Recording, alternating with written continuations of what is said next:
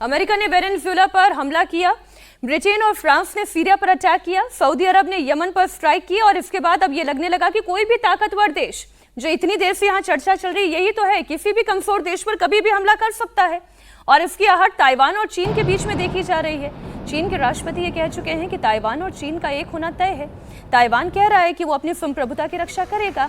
इसमें ट्रंप भी कूद पड़े हैं। अब वो चीन को नसीहत देने वाले फिर कौन होते हैं? वो तो खुद ही ताकत का इस्तेमाल कर चुके हैं। लेकिन फिर भी वो ये कह रहे हैं कि अगर चीन ने ताइवान में दाखिल होने की कोशिश की तो फिर ये ठीक नहीं होगा। ताइवान और चीन के बीच में विजय जी जबरदस्त तनाव चल रहा है। इसको आप जंगल राज क्यों नहीं बोलते हिंदुस्तानी जुबान में? ये तो जंगल राज है ना।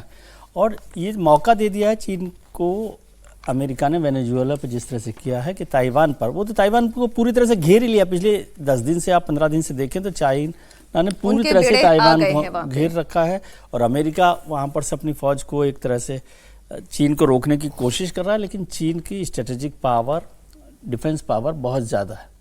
यदि वो तय कर लेंगे, वो सही वक्त का इंतजार कर रहे होंगे अब चीन को ताइवान पर कब्जा करने, और कब्जा नहीं तो कम से कम उस पर हमला करने से कोई नहीं रोक सकता। ये आप देख लीजिएगा कि बहुत जल्दी ये तस्वीर सामने आने वाली है, इसमें रोक नहीं सकता कोई।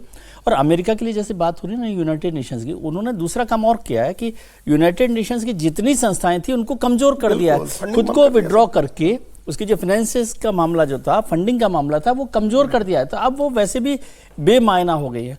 और 140 करोड़ वाले देश हिंदुस्तान का रिप्रेजेंटेशन वहां पर नहीं हो, बिल्कुल ठीक तो उसका क्या मायने है उस संस्था का वैसे भी।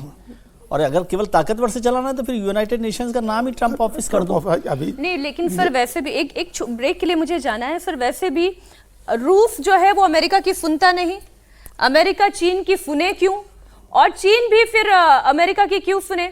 अब वही बात है सर जो सुमरत को नहीं दोष ये तीनों जो ये देश है ना, ये न्यूक्लियर पावर कंट्रीज हैं। तो अब एक अलग ग्रुप है, एक अलग क्लब है न्यूक्लियर पावर कंट्रीज जो हैं, भारत भी है उसमें, पाकिस्तान भी है।